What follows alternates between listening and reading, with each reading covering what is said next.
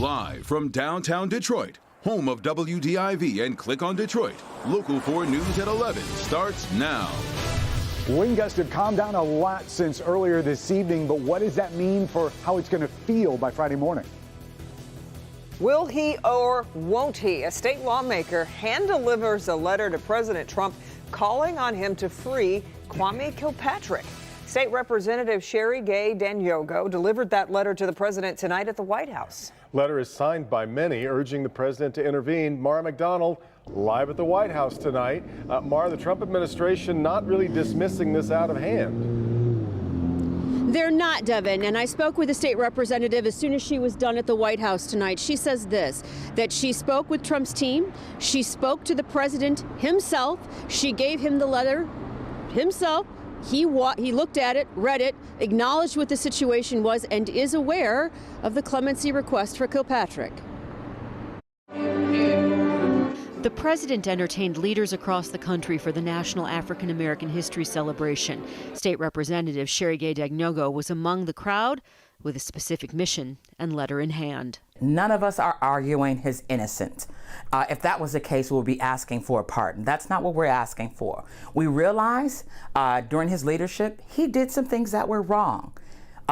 He impacted the city negatively and pretty much scarred us for a very long time. But we also realize that this is an act of mercy, an act of a second chance. In talks with the Trump administration, she's bringing a letter signed by elected officials and pastors across the state asking for his sentence to be commuted. The Trump administration has been having ongoing conversations on this topic for at least 2 months. Gay Danyogo is not the first to appeal to the president. Peter Karmanos has asked Trump to intercede. So have a consortium of pastors. The sitting U.S. attorney in Detroit, who is a Trump appointee, has a far different take. In a statement, which in part reads, quote, former Detroit Mayor Kwame Kilpatrick received a fair and just sentence that reflected the seriousness of his crimes and the devastating impact they had on our community. For the moment, the Trump administration isn't dismissing the idea.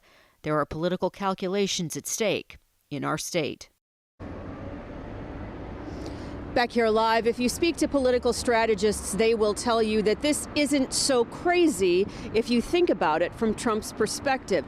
He is trying to juice up African American votes. Would this do it for him? In a state like Michigan, where the margins are so tight, it could make a difference. We're live from the White House tonight. I'm Mara McDonald. Back to you. It's already spurred plenty of political conversation, that's for sure, right? Mara, safe travels back from Washington. Kim? All right, well, the snow showers are behind us, but we are not done with the cold temperatures just yet. Ben, much longer do we have to deal with these conditions? I'll tell you, the temperatures are bad enough, but that wind. Oh, the wind was whipping. Yeah. Brutal today. Whipping that snow around for one thing, but then it made it feel so much colder. In fact, those wind chills right now, single digits in a lot of spots, barely holding on to double digits there in Grosse Ile where it feels like 12. But we're going even farther for tomorrow morning. Here's your wind chills, 7 a.m. tomorrow. Stepping out the door, still single digits, but obviously a little bit colder than what we've got out there right now. A whopping 1 if you're in West Bloomfield tomorrow morning. Still in positive territory here in Lenawee and Monroe County. 5 in Monroe. Blissfield, you'll be at 4 for a feels-like temperature tomorrow. Yes, there will be some negative numbers. -2 here, Fenton, Clarkston, Milford, and a lot of negative numbers in the north zone. Again, that's how it's going to feel stepping out the door in the morning. We will see some improvement in the afternoon, getting beyond these numbers, and we'll talk more about that in just a few minutes. Ken? Ben. Kenyelle Brown is accused of killing 6 people, a crime spree that happened just months after he got a break from a federal judge.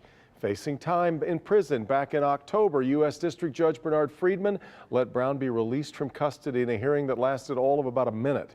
According to newly released court transcripts, Judge Friedman said in court, here's the quote, he's had a hard time following the law and the rules and so forth, and I know what's stated regarding his dangerousness, end of quote.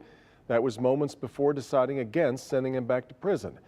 Brown was taken into custody on Monday after a weeks-long manhunt, but he remains in critical condition after shooting himself in the head while officers had him surrounded. Dozens gathering tonight for a town hall meeting addressing Detroit's property tax controversy. The meeting comes after Mayor Mike Duggan said in his State of the City address that overtaxed homeowners from 2010 to 2016 shouldn't expect to see any cash coming back to them. Victor Williams is in Midtown tonight, where homeowners aren't ready to give up the fight just yet. Well, this was yet another meeting to discuss the overtaxation scandal and where those who were overassessed could possibly go from here. We haven't seen this number of property tax foreclosures in American history since the Great Depression. Under the backdrop of a banner saying "Make Us Whole," dozens of homeowners showed up to Bethel AME Church Wednesday night, eager to hear what comes next, after it was revealed that Detroit residents were overtaxed a whopping $600 million between the years of 2010 and 2016. I would request that you immediately suspend the auction, suspend foreclosures, and forgive all of the debt of all the people that are in the payment plans. The meeting was organized by Council President Pro Tem Mary Sheffield and featured members of the Coalition of Property Tax Justice and college professor Bernadette Atuane.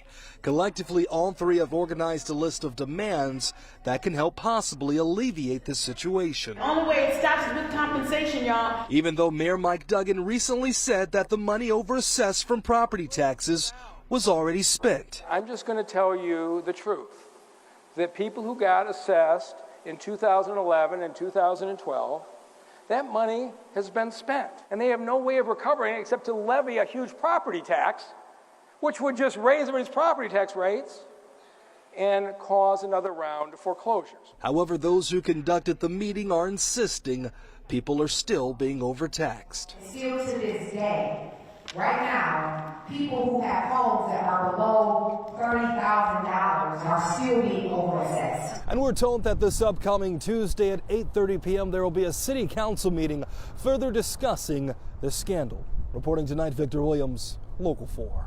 Okay, Victor. Ann Arbor Public Schools are investigating if a former University of Michigan doctor was connected to the school district. U of M doctor Robert Anderson is accused of sexual abuse by several former students. The late doctor treated athletes and students during his time at the university from 1968 to 2003. Well, today a press conference was held at a law firm representing more than a dozen former students who say they were abused by Anderson. 3 former wrestlers spoke, including the whistleblower. He says he reported the abuse in 1975 to his former wrestling coach and was kicked off the team. I'm here today to speak up again, to let the University of Michigan know that I will not be ignored again. Everybody who was abused by this doctor, the doctor everyone knew was doing this, was abusing athletes and students, should speak up and let everyone know they will not be ignored.